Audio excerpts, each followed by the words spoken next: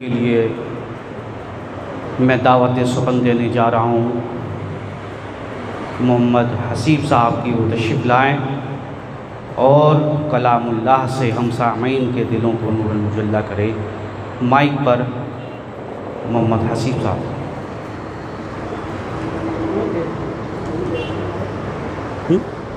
لے لیے۔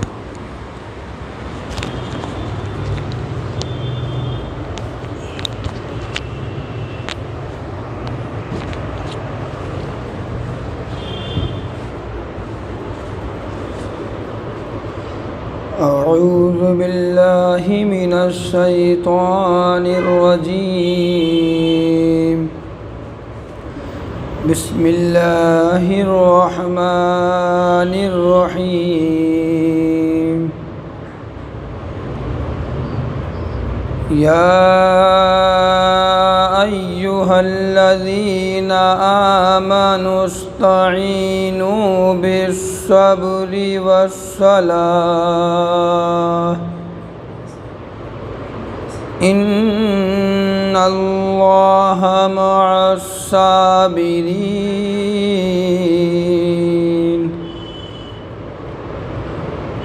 ولا تقولوا لمن يقتل في سبيل الله أموات بل أحياء ولكن لا تشعرون وَلَنَبْلُوَنَّكُمْ بِشَيْءٍ مِّنَ الْخَوْفِ وَالْجُوعِ وَنَقْصٍ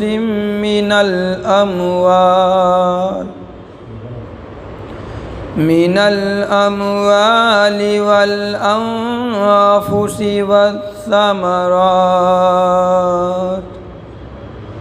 وَبَشِّرِ الصَّابِرِينَ الَّذِينَ إِذَا أَصَابَتْهُم مُّصِيبَةٌ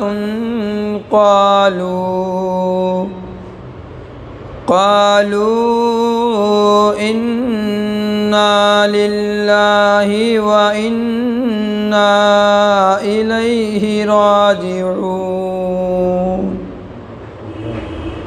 صدق اللہ العظیم۔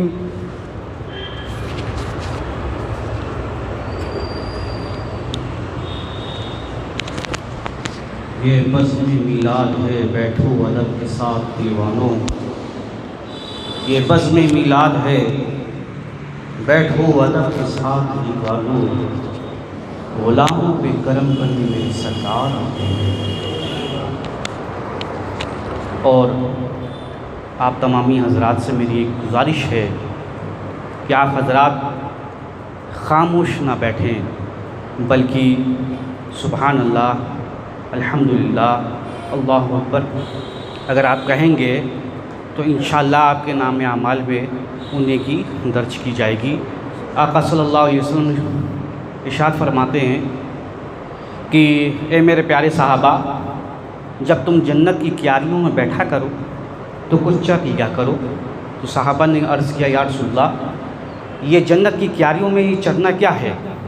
تو اللہ کے رسول فرماتے ہیں کہ جنت کی کیاریاں وہ میری محفلیں ہیں، اور اس میں چرنا جو ہے سبحان اللہ، الحمدللہ، اللہ اکبر ہے۔ بارگاہ رسالت پہ درود پاک پڑھیے، اللہم صلی علی سیدنا مولانا محمد مبارک وسلم، صلو علیہ صلاۃ و سلام علیک یا رسول اللہ صلی اللہ تعالی علیہ وسلم۔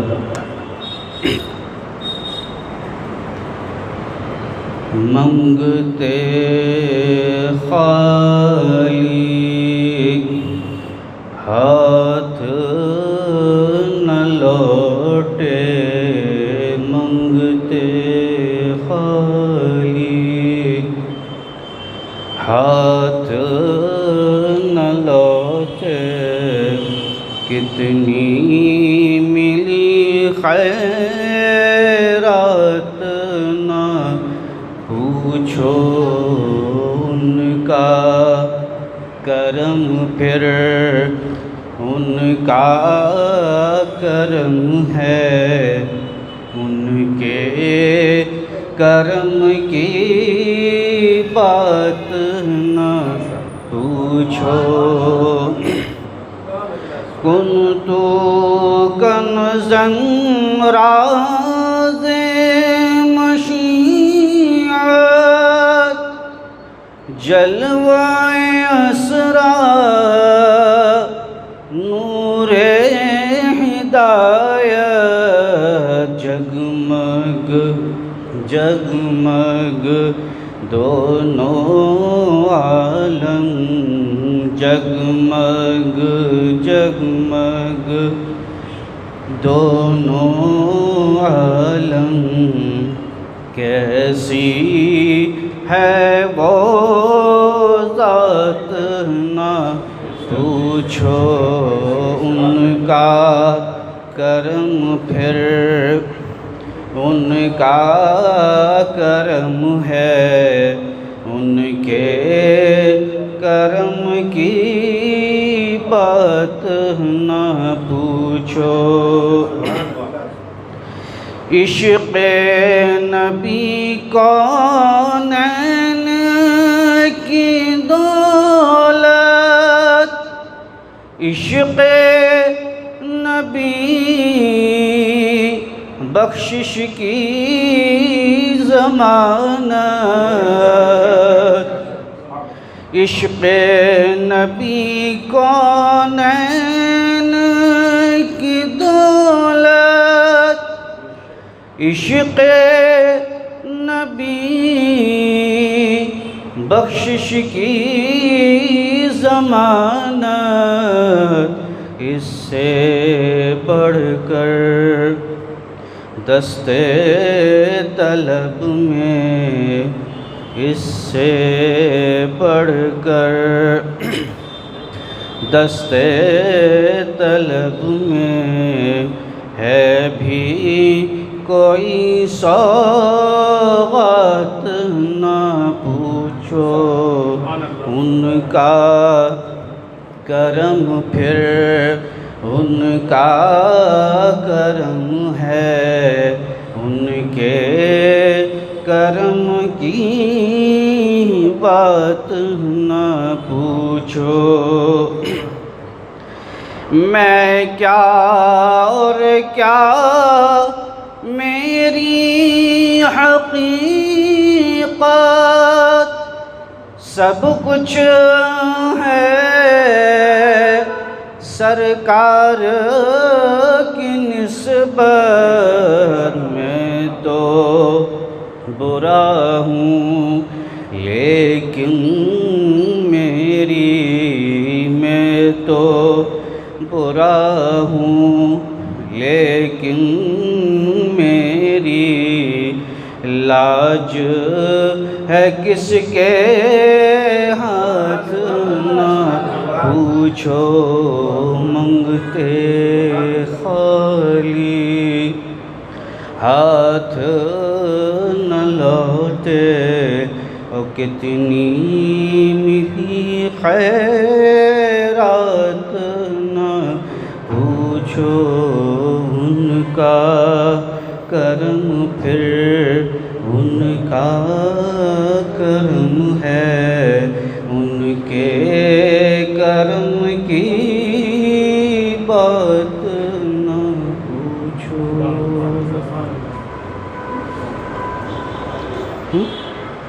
ان سے پڑھا دو۔ اور اب بلا تاخیر نعت پاک صلی اللہ علیہ وسلم پڑھنے کی سعادت حاصل کرنے کے لیے میں سید فاضل مسعودی صاحب سے میں گزارش کروں گا کہ وہ تشریف لائیں اور بارگاہ رسالت میں خراج عقیدت پیش کریں، اور وقت کا لحاظ رکھتے ہوئے انشاءاللہ۔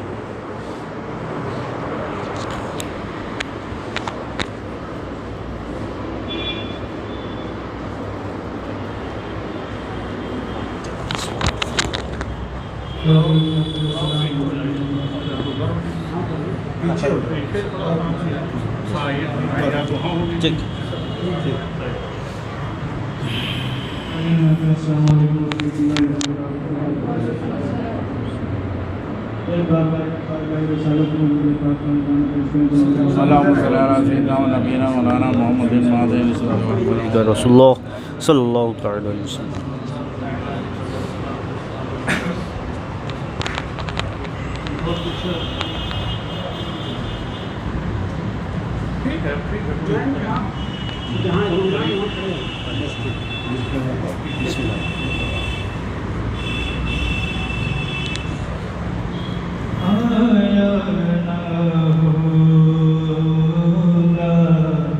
اس طرح حسن و شباب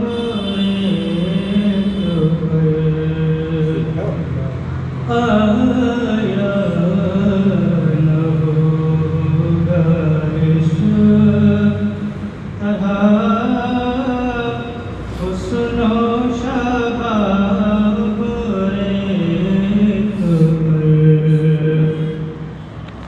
آیا نہ ہوگا اس طرح حسن و شباب ریت پر آیا نہ ہوگا اس طرح حسن و شباب گلشن فاطمہ کے تھے سارے گلاب ریت پر گلشن فاطمہ کے تھے سارے گلاب ریت پر اور پیاسا حسین کو کہوں اتنا تو بے ادب نہیں. پیاسا حسین کو کہوں اتنا تو بے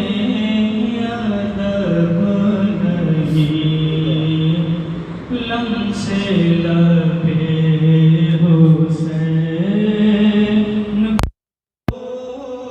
ترسا ہے آپ ریت پر. سبحان اللہ، ماشاء اللہ، بہت خوب. لبے حسین کو ترسا ہے آپ ریت پر.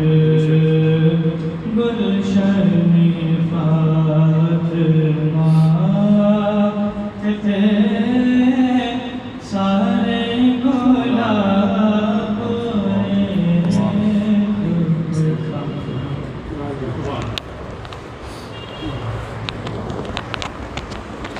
سبحان اللہ، سبحان اللہ. ابھی آپ کے سامنے سید فاضل مسعودی صاحب قبلہ نعت پاک صلی اللہ علیہ وسلم منقبت کے اشعار پیش کر رہے تھے. فیض ان کے عام ہو گئے، فیض ان کے عام ہو گئے اور دو جہاں غلام ہو گئے. مقتدی ہیں سارے شہداء، مقتدی ہیں سارے شہداء اور امام حسین امام ہو گئے، اور حسین امام ہو گئے. اور واسطہ دیا جو میں نے آپ کا، واسطہ دیا جو میں نے آپ کا، میرے سارے کام ہو گئے، میرے سارے کام ہو گئے.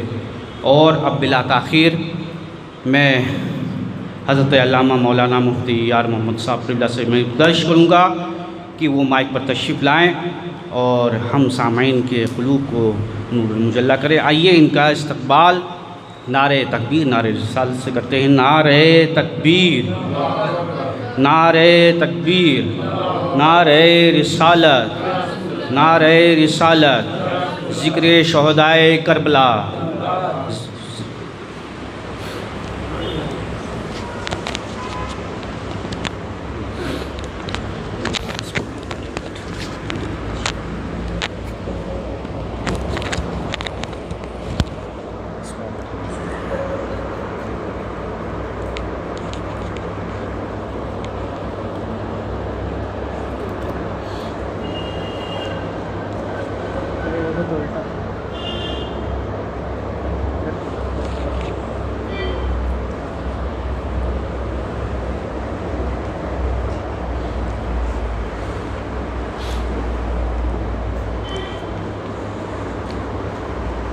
معزز سامعین، السلام علیکم ورحمۃ اللہ وبرکاتہ۔ نحمدہ ونصلی ونسلم علی حبیبہ الکریم، اما بعد فاعوذ باللہ من الشیطان الرجیم، بسم اللہ الرحمن الرحیم۔ قل یا ایہا الناس انی رسول اللہ الیکم جمیعا، صدق اللہ مولانا العظیم۔ وقال الرسول صلی اللہ علیہ وسلم ارسلت الی الخلق کافہ، صدق رسولہ النبی الامین الکریم۔ آئیے انتہائی ادب و احترام، عاجزی، انکساری، خشوع اور خضوع حضور قلب کے ساتھ با ادب ہو کر، با سلیقہ ہو کر بارگاہ رسالت میں درود و سلام کا ہدیہ پیش کرنے۔ اللہم صلی علی سیدنا و شفیعنا و طبیبنا ومولانا وملجانا محمد معدن الجود والکرم وآلہ وبارک وسلم کما تحب وترضى بأن تصلی علیہ۔ اللہ تبارک و تعالیٰ کا بے پناہ شکر ہے کہ آج یہ مسلسل 10 روزہ محفل ذکر شہادت کی دوسری محفل ہے، اور پہلی محفل کے بنسبت آج دوسری محفل میں کچھ زیادہ ہی انوار محسوس ہو رہے ہیں۔ ظاہر سی بات ہے کہ جب کسی چیز کی بنیاد میں اخلاص شامل ہوتا ہے تو اس چیز کی تکمیل اور اس کی ترقی میں اللہ کی خصوصی مدد اور رحمت شامل ہوتی ہے۔ آج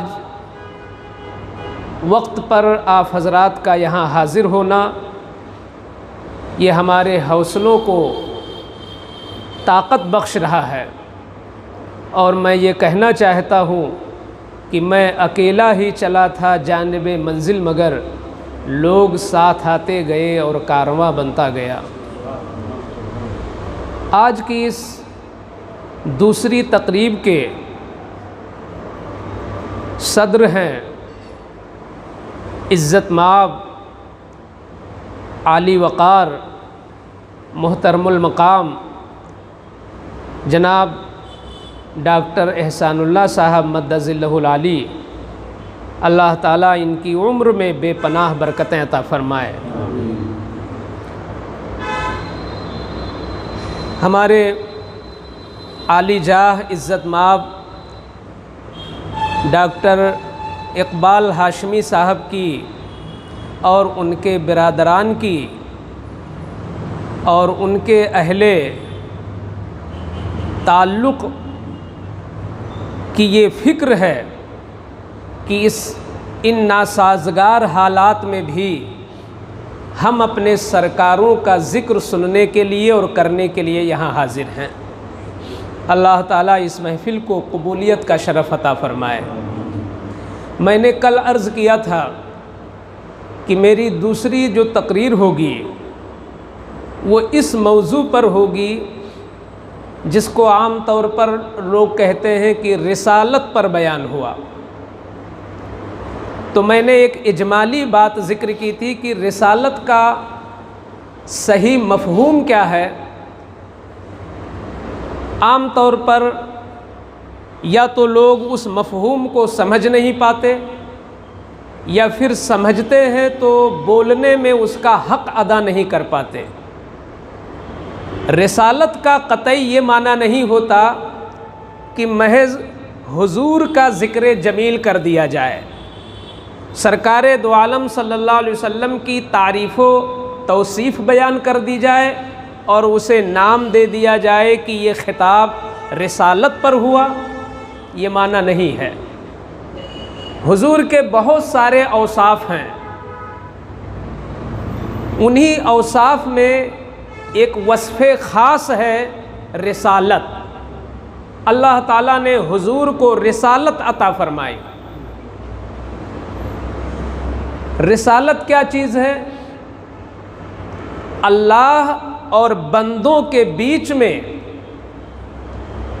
ایک تعلق قائم کرنے کا ذریعہ، کہ اللہ کے احکام کو اور اللہ کے فرمان کو بندوں تک جو ذات پہنچائے، اسی عمل کو رسالت کہتے ہیں۔ جو اس عمل کو کرے، جو اس عمل کو انجام دے، اسی کو رسول کہا جاتا ہے۔ تو اب سوال یہ ہے کہ رسالت کی ضرورت کیا تھی؟ کیا وہ مولا، وہ قادر و قیوم رب، وہ قدرت والا پروردگار جو صرف لفظ کن سے ساری کائنات کو پیدا کر دے، کیا وہ اپنے احکام کو ڈائریکٹ بغیر رسول کے واسطہ کے، کیا ڈائریکٹ اس کے پیغام ہم تک نہیں آ سکتے تھے، یا ہم اس کے پیغام کو سمجھ نہیں سکتے تھے؟ ضرورت کیا تھی رسالت کی؟ اللہ اور بندوں کے بیچ میں 1,24,000 کم و بیش پیغمبر تشریف لائے، اور بعض اس میں رسول ہیں، اور نبی تو سب کے سب نبی ہیں۔ ان سارے نبیوں نے یہی عمل انجام دیا ہے کہ اللہ کے احکام کو بندوں تک پہنچایا، مگر یہ ہم غریبوں کی قسمت ہے، یہ ہم مسلمانوں کا نصیبہ ہے کہ اللہ نے ہمیں اس رسول کے کلمہ پڑھنے کی توفیق بخشی جو الحمدللہ رسولوں کا بھی رسول ہے، جو موسیٰ جیسے کلیم کا بھی رسول ہے، عیسیٰ جیسے زاہد پیغمبر کا بھی رسول ہے، وہ آمنہ کے لال مدنی سرکار وہ رسول اعظم ہیں۔ میں نے اسی مناسبت سے یہ آیت پڑھی ہے، انی رسول اللہ الیکم جمیعا۔ اللہ نے حکم دیا اپنے محبوب کو کہ میرے محبوب آپ میری طرف سے اپنے اس منصب کا اعلان کر دو۔ آپ کا منصب یہ ہے، انی رسول اللہ الیکم جمیعا، بے شک میں سب کی طرف رسول بنا کر بھیجا گیا ہوں، سب کی طرف۔ جمیع یہ اردو میں بھی استعمال ہے، جیسے کہتے ہیں جمیع اساتذہ، جمیع طلبہ، تو جمیع کا معنی ہوتا ہے تمام، تو وہی ہے جمیعا۔ انی رسول اللہ الیکم جمیعا، میں تم سب کی طرف رسول بنا کر بھیجا۔ یہاں تم سب سے کون مراد ہے؟ صرف ہم جیسی امت ہی مراد نہیں ہے۔ اگر جمیع کا اصلی معنی ہم بیان کر دیں کہ جمیع صرف انسانوں ہی کو شامل نہیں ہے، بلکہ جمیع کا تعلق جناتوں سے بھی ہے، فرشتگان عظام سے بھی ہے، بلکہ حیوانات سے بھی ہے، یہاں تک کہ نباتات سے بھی ہے، یہاں تک کہ جمادات سے بھی ہے، بلکہ حقیقت یہ ہے کہ جس ذرے کا خدا رب ہے اس ذرے کے مصطفیٰ رسول ہیں، ساری چیزوں کے رسول ہیں مصطفیٰ جان رحمت۔ اللہ فرماتا ہے محبوب اپنی اس پوسٹ اور اپنے اس منصب کا اعلان کر دو کہ میں تم سب کا رسول ہوں۔ فرمائے کہ اللہ نے انسانوں کو ایسی عظیم عقل عطا فرمائی، ایسی عظیم عقل کہ اس انسان نے وہ کام کر دیے ہیں کہ زمانہ حیرت میں ہے۔ یہ انسان کی عقل ہی تو ہے کہ ہزاروں کنٹل کا سامان لادے ہوئے طیارہ فضاؤں میں اتنی برق رفتاری کے ساتھ اڑ رہا ہے، پرواز کر رہا ہے، اور کنٹرول انسان کر رہا ہے۔ یہ انسان کی عقل کو داد دینا چاہیے۔ انسان نے پوری دنیا کی تصویر کو اور پورے دنیا کے منظر کو اس طرح کنٹرول میں کر دیا کہ آپ اپنے 4x4 کے کمرے اور کوٹھری میں بیٹھ کر آپ یہیں سے بیٹھ کر امریکہ کو بھی دیکھ سکتے ہیں۔ یہ انسان کی ترقی ہے، یہ عقل کی بہت بڑی کامیابی ہے کہ انسان کی عقل نے یہاں تک کام کر دیا کہ چاند تک پہنچنے کے لیے انسان نے کوشش کی، انسان کامیاب ہوا۔ انسان نے ہزاروں من اور ہزاروں اور سینکڑوں کنٹل سے لدی ہوئی کشتی سمندر کی سطح پہ چلا دیا، اور اتنی باوزن کشتی انسان کے کنٹرول میں ہے، سمندر کی لہریں کچھ نہیں کر پاتی اور وہ کشتی اپنی ساحل تک پہنچ جاتی ہے۔ یہ انسان کی عقل ہے۔ انسان نے دوربین بنا دیا، انسان نے خوردبین بنا دیا، انسان نے ٹیلی ویژن بنا دیا۔ یہ عقل کی ترقی تھی۔ میں سوچنے لگا مولا، جس انسان نے چاند تک سفر کر ڈالا ہو، جس انسان نے سورج کی شعاؤں کو گرفتار کر لیا ہو، جس انسان نے پوری دنیا کو ہماری مٹھی میں لا کے رکھ دیا ہو، کیا وہ انسان تیری معرفت حاصل نہیں کر سکتا تھا اپنی عقل کی بنیاد پر؟ کیا وہ انسان اپنی عقل کی بنیاد پر تیری ذات کی معرفت نہیں حاصل کر سکتا تھا؟ کیا وہ انسان اپنی عقل کی بنیاد پر تجھے پہچان نہیں سکتا تھا؟ کیا وہ انسان اپنی عقل کی بنیاد پر تیرے احکام کو نہیں جان سکتا تھا؟ مولا کی طرف سے آواز آتی ہے، میرے بندو، انسان کی عقل اس سے کروڑوں گنا اور ترقی پر چلی جائے، لیکن اگر انسان صرف اپنی عقل کی بنیاد پر مولا کو سمجھنا چاہے گا اور مولا کی ذات و صفات کی معرفت حاصل کرنا چاہے گا تو وہ زندیق تو ہو سکتا ہے مگر خدا کا عارف نہیں ہو سکتا ہے، وہ ملحد تو ہو سکتا ہے مگر خدا کا جاننے والا نہیں ہو سکتا ہے، وہ بے دین تو ہو سکتا ہے مگر خدا کی ذات و صفات کو پہچاننے والا نہیں ہو سکتا ہے۔ اگر خدا کی ذات و صفات کو پہچاننا ہے تو رسول کے ذریعے پہچانو، کیونکہ رسول کے ذریعے پہچانو گے تو تم زندیق نہیں بنو گے، صدیق بنو گے، تم ملحد نہیں بنو گے، فاروق اعظم بنو گے، تم بے دین نہیں بنو گے، تم عثمان و علی بنو گے، تم بے دین نہیں ہوگے بلکہ تم شہید اعظم حسین پاک بن جاؤ گے۔ تو انسان سب کچھ جان سکتا ہے مگر مولا کی معرفت کے لیے اسے ایک ایسی ذات کی ضرورت تھی جسے ہم نبی اور رسول کہتے ہیں۔ بغیر نبی اور رسول کے خدا تک پہنچنا اور خدا کی ذات و صفات کا علم ہونا، اس کی معرفت ہونا، یہ ہمارے لیے ممکن ہی نہیں تھا، اس لیے اللہ نے رسولوں کا سلسلہ جاری فرمایا۔ اسی کو کہتے ہیں رسالت، کہ رسالت کی ضرورت کیا تھی؟ ضرورت یہ تھی کہ ہم اللہ تک پہنچ سکیں، ہم اللہ کی معرفت حاصل کر سکیں اپنے اپنے مقدار میں۔ یہی وجہ ہے جن فلسفیوں نے اور جن سائنسدانوں نے اور جن عصری علوم کے دانشوروں نے صرف اپنے ظاہری علم اور اپنی عقل کی بنیاد پر معرفت کی کوشش کی، وہ بگڑ گئے، راہ سے بہک گئے، ہدایت نہیں حاصل ہو سکی۔ مگر جس نے ایک دن بھی مکتب میں قدم نہیں رکھا بلکہ صرف صحبت رسول میں بیٹھ گئے، وہ وقت کے بلال بن گئے اور اللہ کے بہت بڑے عارف بن گئے ہیں۔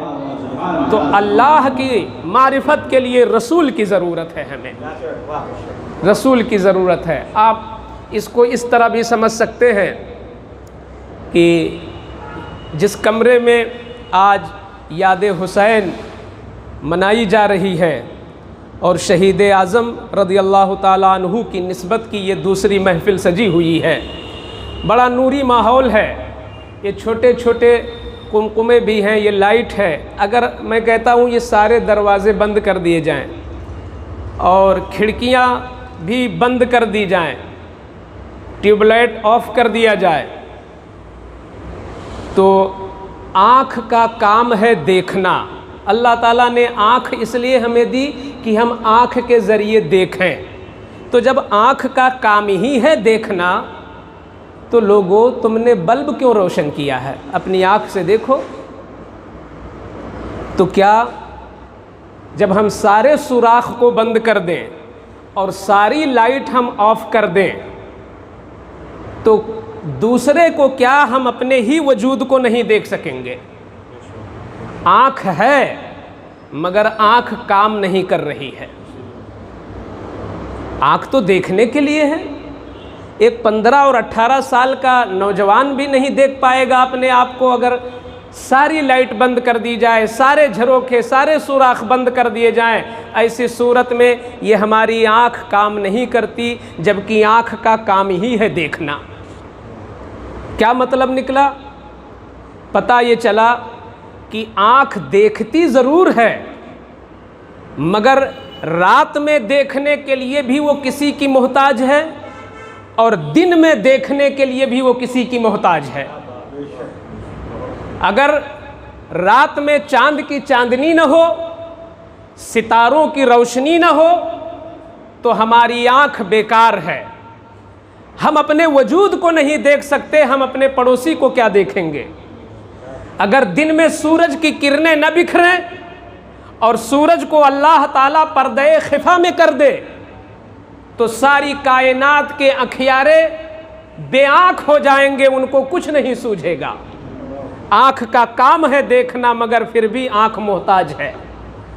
دن میں وہ سورج کی کرنوں کی محتاج ہے، رات میں وہ چاند کی چاندنی کی محتاج ہے، ستاروں کی روشنی کی محتاج ہے، کمرے میں لائٹ اور بلب کی محتاج ہے۔ اب یہیں سے ایک اندازہ آپ لگاؤ کہ عقل کا کام ہے معرفت حاصل کرنا، عقل کا کام ہے جاننا، عقل کا کام ہے سمجھ لینا، عقل کا کام ہے منزل تک پہنچ جانا، مگر یہ عقل جب تک رسول کا سہارا نہیں لے گی تو خدا کی معرفت نہیں پا سکتی ہے، خدا کی ذات کو نہیں جان سکتی ہے۔ اور جس دن یہ عقل رسول اللہ کا سہارا لے لے گی اسی دن خدا کی ایسی معرفت حاصل ہوگی کہ یہ انسان دنیا میں سے چلا جائے گا، قبر میں لٹا دیا جائے گا، مگر اس کے قبر کے قریب بیٹھنے والا بھی خدا کا عارف ہو جائے گا۔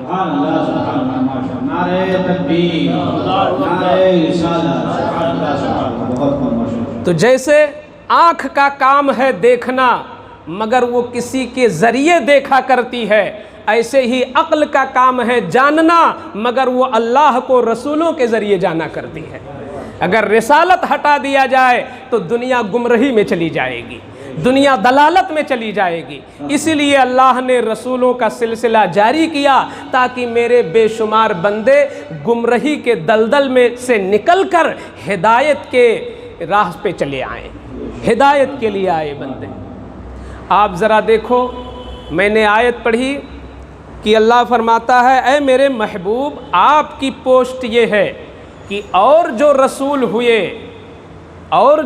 ہوئے وہ ایک محدود دائرے کے رسول ہوئے، ایک محدود زمانے کے رسول ہوئے، ایک محدود علاقے کے رسول ہوئے، مگر آپ کہہ دو انی رسول اللہ الیکم جمیعا، میں سب کا رسول ہوں، سب کا رسول ہوں۔ اس کی ہم دلیل پیش کریں گے، سب کے رسول، یہاں تک کہ رسولوں کے بھی رسول۔ کیسے؟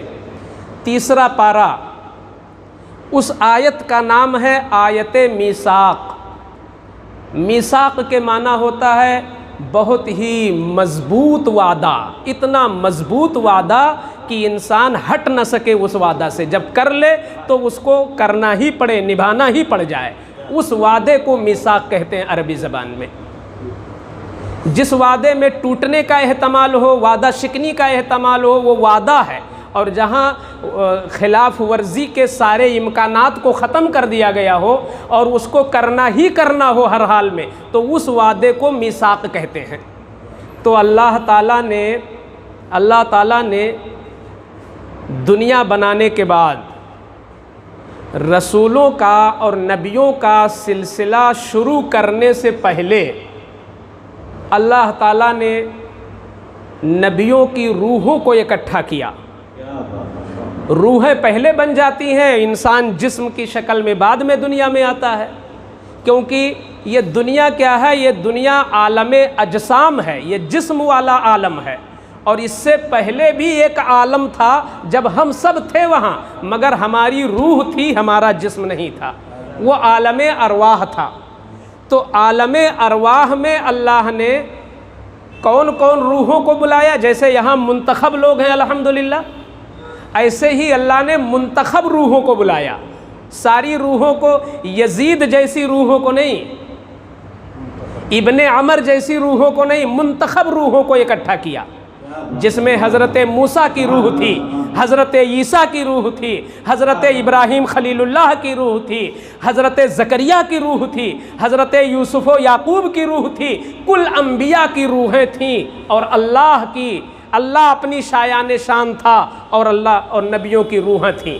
اللہ نے ایک اپنی طرف سے ایک اعلان فرمایا، اے نبیوں کی روحو سنو، میں تم کو جب دنیا میں بھیجوں گا تو سب سے بڑی پوسٹ جو دنیا میں ہو سکتی ہے وہ ہے نبوت، تو میں تم سب کو نبوت دوں گا، مگر ایک شرط ہے، شرط یہ ہے کہ تم ہی میں، الگ سے نہیں، تم ہی میں ایک ایسا بھی نبی ہے جو امام الانبیاء ہے،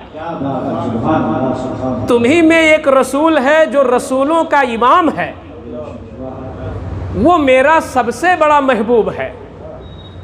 میں یہ شرط رکھتا ہوں کہ تم سب کے سب نبی ضرور ہوگے، مگر اپنی امت کے لیے نبی ہوگے، اور اس رسول کی طرف نسبت کرتے ہوئے تم بھی اسی کی امت ہوگے۔ اس کی وہ شان ہوگی کہ جب تم اس کے زمانے میں جاؤ گے تو نبی ہونے کا اعلان نہ کرنا، جب اس کا زمانہ رہے تو تم خود ہی امتی بن جانا۔ یہ نہیں کہ ان کے زمانے میں پہنچو اور اعلان کرو میں نبی ہوں، میں نبی ہوں، میں رسول ہوں، یہ نہیں چلے گا۔ اگر کہیں بالفرض ان کے زمانے میں پہنچ جاؤ تو پھر نبوت الگ رکھ دینا اور ان کا ہی کلمہ پڑھ کر ان کی امت بن جانا، انہی کی اقتداء کرنا، انہی کی پیروی کرنا، انہی کی ہر طریقے سے اتباع کرنا، یہ تم پر لازم ہے۔ بتاؤ یہ وعدہ کرتے ہو کہ نہیں؟ تو سارے نبیوں کی روحوں نے کہا اقررنا، اے میرے مولا ہم نے اقرار کر لیا، اے میرے مولا ہم نے اقرار کر لیا، ہم نے اقرار کر لیا۔ تو جب نبیوں نے اقرار کر لیا تو اقرار کافی تھا، اقرار کافی تھا، مگر چونکہ میں نے کہا نا اللہ نے میثاق لیا ان سے، وعدہ نہیں لیا۔ وعدہ تو بہت معمولی چیز ہوتی ہے، میثاق ایسی چیز ہوتی ہے کہ جس میں کہیں انگلی رکھنے کی گنجائش نہ رہے، انسان کو کرنا ہی پڑے ہر حال میں۔ تو اللہ نے فرمایا اقرار تو تم نے کر لیا، اس سے یہ کافی نہیں ہے، فاشہدوا، فاشہدوا، ایک دوسرے پر گواہ بن جاؤ کہ جب وقت آئے گا تو کہنا ہاں تم نے میرے سامنے، ہاں تم نے میرے سامنے اقرار کیا تھا، ہاں تم نے میرے سامنے اقرار کیا تھا۔ اے یعقوب تم یوسف پر اور یوسف تم یعقوب پر گواہ بن جاؤ، ایک دوسرے کے گواہ بن جاؤ۔ سارے نبیوں کی روحیں ایک دوسرے پر گواہ بن گئیں۔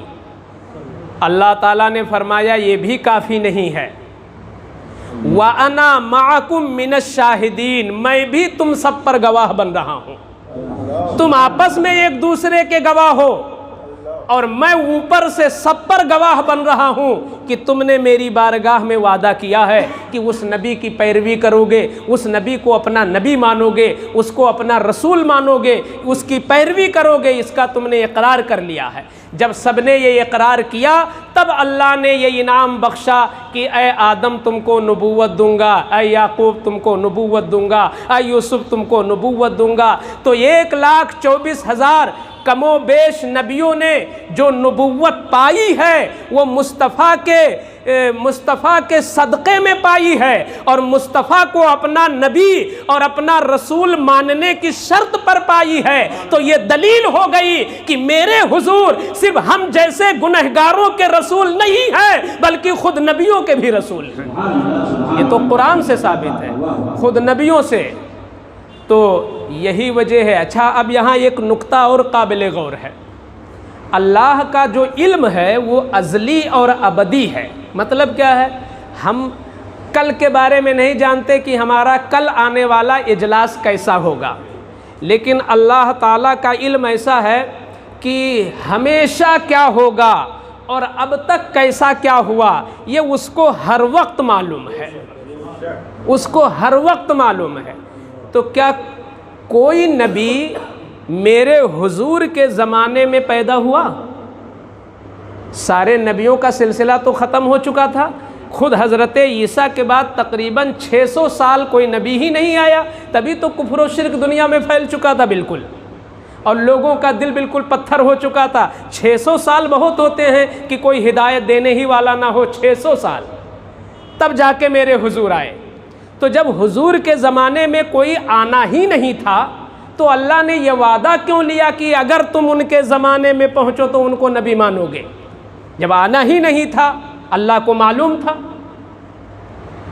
تو یہ ایک جواب تو یہ کہ حضور کی شان بتانے کے لیے اللہ نے ایسا کیا، اور یہ وعدہ جو لے لیا تھا اللہ نے اور نبیوں نے جو وعدہ کر لیا تھا کہ ہم ان کی اقتدا کریں گے، ہم ان کو اپنا پیشوا مانیں گے، اس وعدے کی تکمیل کب کروائی؟ جب معراج میں بلایا حضور کو، اس وعدے کی تکمیل کروا دیا اللہ نے کہ شب اسریٰ میں، معراج کی رات میں جب مسجد اقصیٰ میں حضور پہنچے تو حضور سے پہلے آدم پہنچے، حضور سے پہلے عیسیٰ پہنچے، حضور سے پہلے موسیٰ پہنچے، حضور سے پہلے یعقوب پہنچے، حضور سے پہلے کل نبی وہاں پر پہنچ گئے۔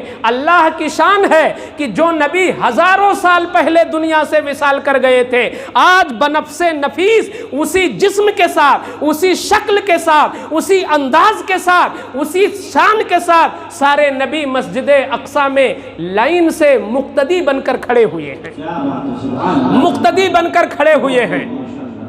کیا ان کے اندر امامت کے شرائط نہیں تھے؟ ارے ہر نبی امامت کے لائق ہے، کوئی بھی مصلی پر چلا جاتا، مگر حضرت آدم سے لے کر حضرت عیسیٰ تلک ایک نبی نے بھی قدم مصلی پر نہیں بڑھایا۔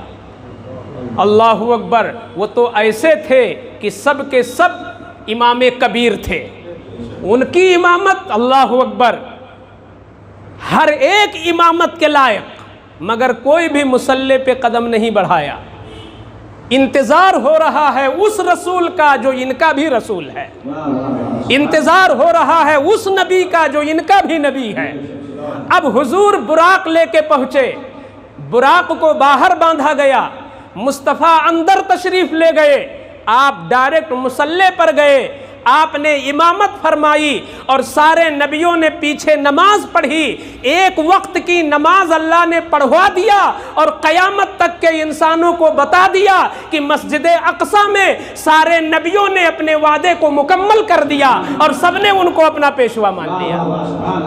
نعرہ تکبیر، نعرہ تکبیر، نعرہ رسالت، حضرت مصطفیٰ۔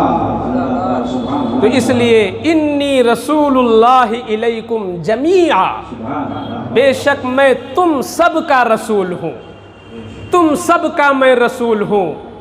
آؤ، رسالت، میرا موضوع چل رہا ہے رسالت کی ضرورت کیا تھی، یہ رسالت کا سلسلہ اللہ نے جاری کیوں کیا؟ کیا ضرورت تھی اس کی؟ آپ ذرا غور کرو، دنیا میں یہ پاور ہاؤس ہے جہاں پر اتنا پاور ہے کہ اگر پاور ہاؤس کا کنیکشن ڈائریکٹ، انڈائریکٹ نہیں، ڈائریکٹ ہماری آنکھوں سے جوڑ دیا جائے تو کیا حشر ہوگا ہماری آنکھوں کا؟ آنکھ تو آنکھ ہے، پورا وجود خاکستر ہو جائے گا۔ اگر یہ لائن نہ ہو اور یہ بجلی کا یہ جو سارا نظام ہے، اور اس نظام کے تحت ایک بلب اور ٹیوب لائٹ وغیرہ کے ذریعے پھر ہم روشنی لیتے ہیں اور اپنی آنکھ سے پھر دیکھتے ہیں، یہ تمام تر بیچ میں ذرائع ہیں۔ اگر ان سارے ذرائع کو ہٹا دو اور ڈائریکٹ آپ چاہو کہ پاور ہاؤس ہی سے ہماری آنکھ میں روشنی آ جائے، وہیں سے تار جوڑ دیا جائے ہماری آنکھ سے، تو آنکھ ہے، صاحب آنکھ ہی نہیں رہ جائے گا۔ یہ صرف تقریب فہم کے لیے، سمجھنے کے لیے، ورنہ یہ پاور ہاؤس کی مثال اللہ پہ نہیں جا سکتی۔ یہ سمجھانے کے لیے صرف میں کہ ایک دنیاوی چیز ہے، ایک انسانوں کی بنائی ہوئی چیز ہے، لیکن پھر بھی اس میں اتنا پاور ہے، اتنی قوت ہے، اس قدر قوت موجود ہے کہ اگر اس کا کنیکشن ہماری آنکھ سے جوڑ دیں تو ہمارا وجود سیکنڈوں میں جل بھن کر ختم ہو جائے گا۔ تو اب یہیں سے ذرا غور کرو، کیا یہ آنکھیں، یہ عقل، یہ دماغ، یہ قلب ڈائریکٹ کیا اللہ کے احکام کی معرفت کر سکتا ہے؟ ڈائریکٹ وہاں جو جلال ہے، ذات الہی میں جو جلال ہے، اللہ اکبر، اس کا اندازہ تو ہمیں اس واقعہ سے ہوتا ہے کہ ذات الہی میں کیا جلال ہے۔ موسیٰ کلیم سے اللہ تعالیٰ کلام فرماتا تھا، کتنا بڑا درجہ تھا موسیٰ کلیم اللہ کا کہ قرآن نے کہا ہے وَكَلَّمَ اللَّهُ مُوسَىٰ تَكْلِيمًا، اللہ تعالیٰ نے موسیٰ سے خوب کلام کیا۔ جس سے اللہ تعالیٰ گفتگو کرے اور پہاڑ پہ جا کے وہ بار بار اللہ کا کلام ڈائریکٹ سنتے تھے، ڈائریکٹ۔ قرآن شریف میں ہے مَا كَانَ لِبَشَرٍ أَن يُكَلِّمَهُ اللَّهُ إِلَّا وَحْيًا، ایک بشر کے بس کی بات نہیں ہے کہ وہ اللہ سے کلام کرے، ہاں وحی کے ذریعے کلام ہو سکتا ہے۔ تو جو موسیٰ کلیم پر وحی آتی تھی وہ جبریل امین والی نہیں، موسیٰ کلیم ڈائریکٹ اللہ کا کلام سن لیتے تھے، اسی لیے ان کا لقب ہے کلیم اللہ۔ کلیم کے معنی ہوتا ہے کلام کرنے والا، کلام کرنے والے سب ہیں مگر وہ ہم کیا ہیں؟ کلیم ہیں آپ کے، آپ ہمارے کلیم ہیں، مگر وہ اللہ کے کلیم ہیں، وہ اللہ سے کلام کرتے تھے، اسی لیے ان کا کلام لقب ہے کلیم اللہ۔ تو ہوتا نہیں ہے کہ کسی سے بات بار بار ہوتی رہے تو تکلف کا معاملہ تھوڑا ہٹ جاتا ہے اور انسان کی ہمت کچھ بڑھ جاتی ہے اور وہ بڑی چیز کا بھی مطالبہ کبھی کر دیتا ہے۔ تو جب برسوں تک حضرت موسیٰ کلیم سے اللہ کی گفتگو ہوتی رہی، کلام ہوتا رہا، تو ایک دن شوق جاگا اور ہمت بنی کہ لاؤ اللہ سے عرض کریں مولا جیسے تو کلام کرتا ہے ایسے تو دکھا دے اپنے آپ کو۔ یہ ہمت بن گئی۔ تو قرآن پاک کے 90 پارے میں اس کا بیان آیا ہے کہ ایک دن جب ہمت حضرت موسیٰ کی بنی تو عرض کر دیا ربی ارینی انظر الیک، یہ ان کی دعا تھی، اے میرے رب کرم کر دے کہ میں تجھے دیکھ لوں۔ یہ نہیں کہا میں تیرے جلووں کو دیکھ لوں، جلوہ دیکھنا الگ ہے، تجلی دیکھنا الگ ہے، روشنی دیکھنا الگ ہے، مگر انہوں نے سوال کیا تھا میں تیری ذات کو دیکھنا چاہتا ہوں۔ جلوہ تو سب یہ اللہ ہی کے جلوے نظر آ رہے ہیں، پیڑ پودے میں اللہ ہی کے جلوے نظر آ رہے ہیں۔ کل میں نے جو توحید کی ساری باتیں رکھی وہ جلوے الہی ہی ہیں سب، کہ خون اور گوبر کے بیچ میں خالص دودھ اللہ نے رکھا اور آج تک دودھ خراب نہیں ہوا، یہ اللہ کے جلوے ہی تو ہیں۔ ایک معمولی دانہ زمین میں ڈالا گیا اور اس سے کوپل نکلی اور پھر اس میں 7 بالیں نکلی اور ہر بال میں 100 دانہ، ایک دانے نے 700 دانے بنا دیا۔ یہ کوئی مشین نہیں کر سکتی، یہ جلوہ الہی ہے۔ تو کل کائنات جلوہ الہی ہے۔ تو جلوہ الہی تو سب دیکھ رہے ہیں، مگر موسیٰ نے کہا انظر الیک، میں تجھے دیکھنا چاہتا ہوں، میں تیری ذات دیکھنا چاہتا ہوں۔ تو اللہ نے فرمایا یہ تو بہت بڑا سوال ہے موسیٰ، یہ تو بہت بڑی مانگ ہے، اتنی طاقت اتنا پاور میں نے تمہیں بخشا ہی نہیں کہ تم میری ذات دیکھ سکو۔ اللہ نے فرمایا لن ترانی، ہرگز تم مجھے نہیں دیکھ سکتے، ہرگز۔ لیکن یہ جو نبی ہوتے ہیں وہ اللہ کی بارگاہ میں بہت مقرب ہوتے ہیں، بہت مقرب۔ جیسے ایک اکلوتا بیٹا باپ کی بارگاہ میں، یہ تو بہت چھوٹی مثال ہے، اس سے کروڑوں درجہ ایک نبی اللہ کی بارگاہ میں مقرب ہوتا ہے۔ تو نبی کی مانگ تھی تو اللہ تعالیٰ نے فرما تو دیا لن ترانی، تم مجھے نہیں دیکھ سکتے ہو، مگر پھر اس کو رحم آیا کہ میرے نبی نے سوال کیا ہے اور نبی کا سوال رد نہیں ہوتا ہے۔ تو اللہ تعالیٰ نے پھر دوبارہ فرمایا وَلَكِنِ انظُرْ إِلَى الْجَبَلِ، اے موسیٰ تم میری ذات تو نہیں دیکھ سکتے لیکن تم احد پہاڑ کو دیکھو۔ میں یہ کرتا ہوں کہ احد پہاڑ پر اپنی روشنی ڈالتا ہوں۔ اور کتنی روشنی ڈالی تھی اللہ نے؟ مفسرین نے لکھا ہے کہ سوئی کا جو نوک ہوتا ہے، سوئی کا نوک، اس کا کروڑواں حصہ، سوئی کے نوک کا کروڑواں حصہ ڈال دیا اللہ نے پہاڑ پر، اور وہ پہاڑ عرب کا سب سے بڑا پہاڑ تھا۔ تو اللہ نے فرمایا فَإِنِ اسْتَقَرَّ مَكَانَهُ فَسَوْفَ تَرَانِي، میری روشنی جب پہاڑ پہ پڑے گی، اگر یہ پہاڑ ٹھہرا رہ گیا تو ہو سکتا ہے تم مجھے دیکھ لو، لیکن اگر پہاڑ نہ جم سکا اپنی جگہ تب بہت مشکل ہے موسیٰ۔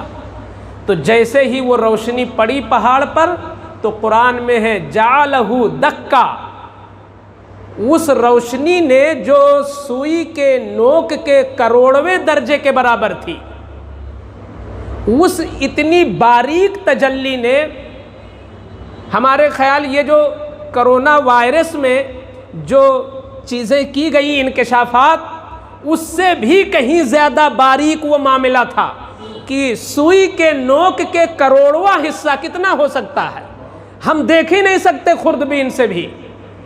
وہ پڑا تو اتنا بڑا پہاڑ ریزہ ریزہ ہو گیا۔ تو پہاڑ تو ریزہ ریزہ ہو گیا، موسیٰ کلیم کا کیا ہوا؟ موسیٰ کلیم خر موسیٰ صعقا، موسیٰ بے ہوش ہو کر گر پڑے وہیں پر۔ اب یہاں غور کرو، روشنی پہاڑ پہ پڑی تھی، موسیٰ کی آنکھ پہ نہیں پڑی تھی، پڑی تھی پہاڑ پر، اور نگاہ موسیٰ ایک لمحے کے لیے ٹکرا گئی تھی اس سے۔ اگر ڈائریکٹ کہیں آنکھ پہ پڑی ہوتی تو کیا حشر ہوتا؟ پڑی پہاڑ پر تجلی، مگر نگاہ موسیٰ ٹکرا گئی تو بے ہوش ہو گئے، بے ہوش ہو گئے۔ اور جب ہوش آیا تو چونکہ ایک لمحے کے لیے نور الہی پر پڑ گئی تھی نگاہ، تو اتنی روشن ہو گئی ان کی نگاہ، اتنی روشن ہو گئی، اتنی روشن ہو گئی کہ جو موسیٰ کی نگاہ کو دیکھ لیتا وہ نابینا ہو جاتا، اس کی آنکھ جل جاتی۔ اسی لیے جب اپنے گھر میں آئے تو اپنی آنکھ پہ پٹی باندھ کے آئے کہ کہیں اہلیہ نابینا نہ ہو جائے۔ ان کی اہلیہ کا نام تھا صفورہ۔ آئے تو آنکھ پہ پٹی باندھ کے آئے، اہلیہ نے کہا میرے سرتاج یہ کیا؟ تو کہتے ہیں اس لیے تاکہ تم نابینا نہ ہو جاؤ، میری آنکھ ٹکرا گئی ہے نور الہی سے، اور اتنا پاور آ گیا ہے کہ کسی انسان کی آنکھ میں وہ دم نہیں جو میری آنکھ دیکھ سکے۔ تو وہ بڑی اللہ سے بڑی محبت کرنے والی تھیں، بڑا عشق تھا ان کے اندر۔ انہوں نے کہا کہ دکھا دو، نابینا ہو جاؤں گی تو کیا ہوا، کم سے کم ان آنکھوں کو دیکھنے کا شرف مل جائے گا جن آنکھوں نے نور الہی کو دیکھا ہے۔ کھول دیجیے آنکھ۔ تو بڑی دانشمند تھیں، انہوں نے کیا کیا، ایک آنکھ پہ ہاتھ رکھ لیا، ایک ہی سے دیکھا، ایک آنکھ پہ ہاتھ رکھا، ایک سے دیکھا، نابینا ہو گئی، وہ آنکھ چلی گئی۔ پھر اللہ کا کرم دیکھو کہ جو آنکھ چلی گئی، جب اس پر ہاتھ رکھ کے دوسری آنکھ کھولا تو یہ آنکھ چلی گئی، مگر وہ پہلی والی آنکھ پھر ان کی سلامت ہو گئی۔ اور وہ بار بار ایسی کرتی رہیں، بار بار یہ آنکھ بند کرتی، یہ کھولتی، یہ بند کرتی، یہ کھولتی، ایک چلی جاتی، ایک سلامت رہتی۔ مجھے بتانا یہاں پر یہ ہے کہ ہم لوگوں کی آنکھوں کے مقابل حضرت موسیٰ کی آنکھ کا پاور اربوں خربوں زیادہ ہے، کیونکہ وہ آنکھیں وہ تھی جو حقیقت میں خوف الہی میں رونے والی آنکھیں تھیں، وہ ایک نبی کی آنکھ تھی۔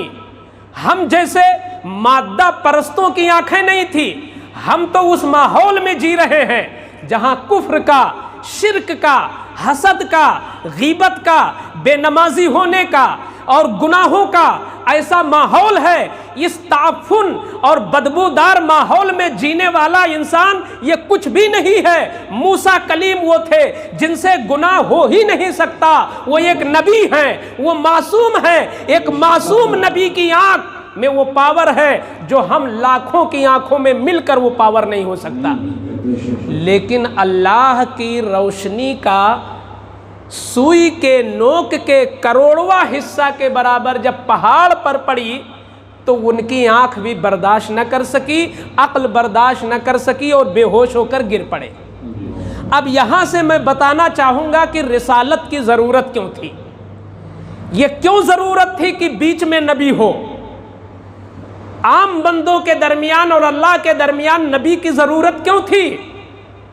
تو میرے محترم دوستو، آپ اندازہ لگاؤ کہ حضرت موسیٰ کلیم جن کو اللہ نے کتاب توریت بخشی، ایک زمانہ جن کو اپنا نبی مانتا رہا، جو اللہ سے کلام کرتے رہے، جن سے گناہ نہیں ہو سکتا، اتنے بڑے نبی ہو کر جب سوئی کے نوک کے برابر بھی نور الہی کو دیکھنے کی تاب نہ لا سکے تو کیا ہم جیسے مادہ پرست اور مٹی پانی ہوا کا یہ انسان کیا اللہ کے احکامات کو ڈائریکٹ جان سکتا تھا؟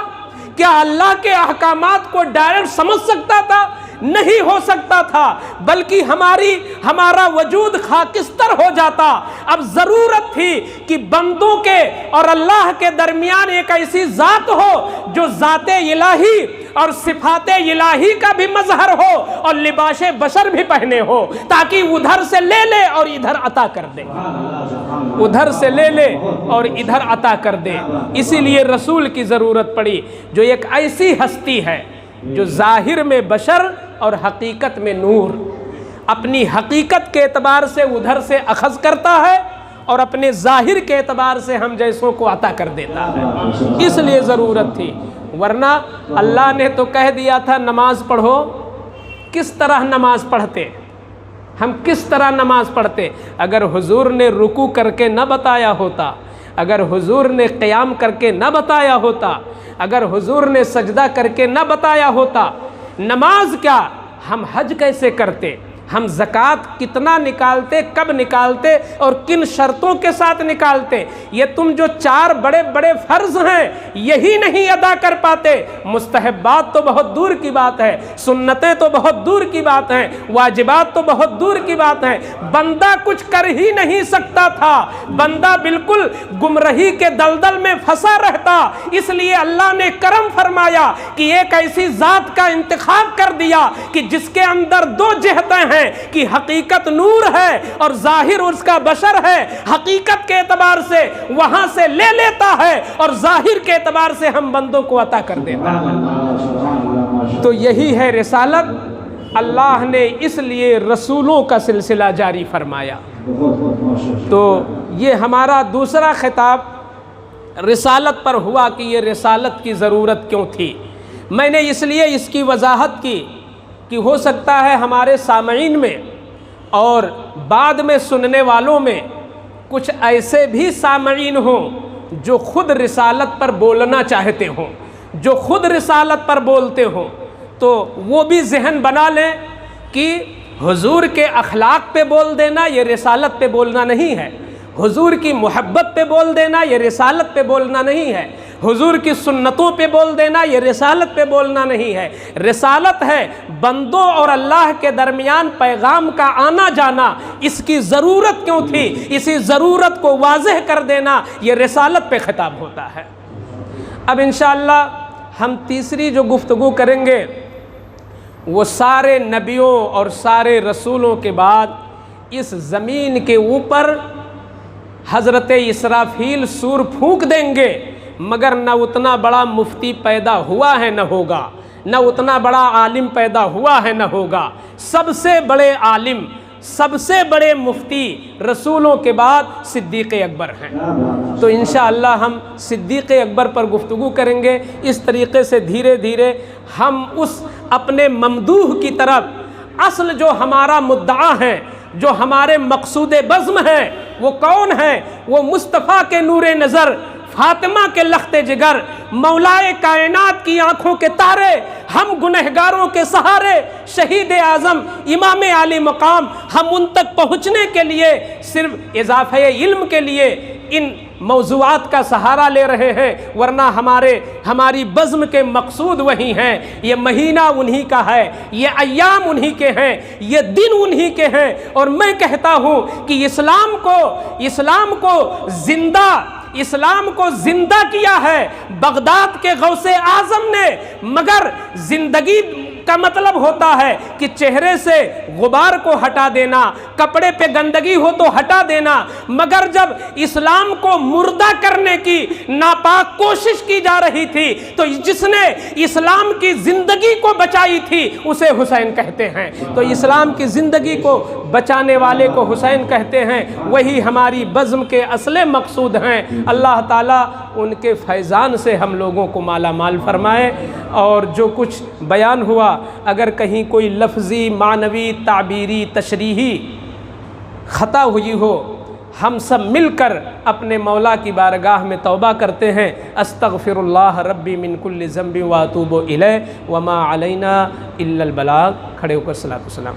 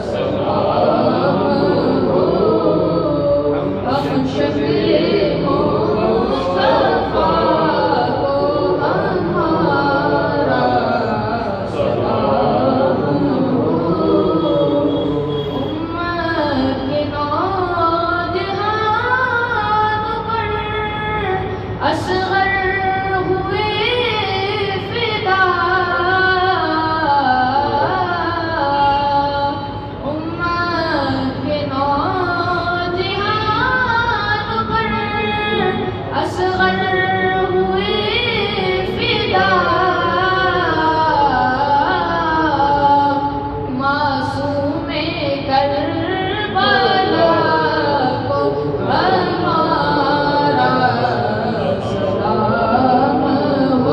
ہو، معصوم کربلا کو ہمارا سلام ہو۔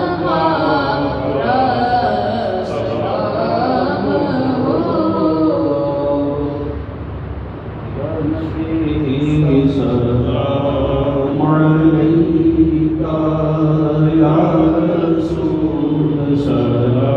علیکہ یا حبیب، سلام علیکہ،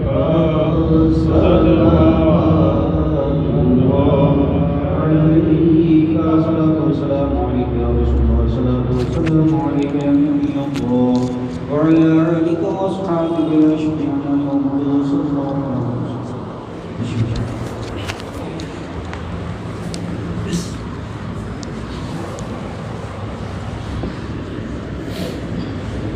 ایک بات کی وضاحت کر دوں، یہ بچے نے معصوم کربلا کو ہمارا سلام ہو، کہیں سنا ہے یا لکھا ہے کہاں پر؟ یہ وہ سلام میں ہے۔ جی میرے خیال سے اس میں معصوم کا جو لفظ ہے وہ صرف نبیوں کے لیے ہے یا فرشتوں کے لیے؟ حسین رضی اللہ تعالیٰ عنہ کی شخصیت بہت اعلیٰ ہے۔ اللہم صلی علی سیدنا و مولانا محمد معدن الجود والکرم وآلہ وبارک وسلم صلی اللہ علی النبی الأمی وآلہ صلی اللہ علیہ وسلم صلاۃ و سلام علیک یا رسول اللہ صلی اللہ علیہ وسلم۔ یا ارحم الراحمین، یا ارحم الراحمین، یا ارحم الراحمین، اپنے فضل و کرم سے مولا تو اس محفل ذکر کو قبول فرما۔ مولا تیری توفیق، تیری عطا ہی سے تیرے جن بندوں نے شرکت کی سعادت پائی ہے مولا، سب کی حاضری کو قبول فرما۔ مولا اسی حاضری کو ہم سب کے لیے توشہ آخرت بنا دے۔ اے مولا کریم، ہم طرح طرح کے گناہوں میں ڈوبے رہتے مولا، کسی نیک عمل کو قبول فرما کر اپنی خاص رحمت ہم پر نازل فرما دے۔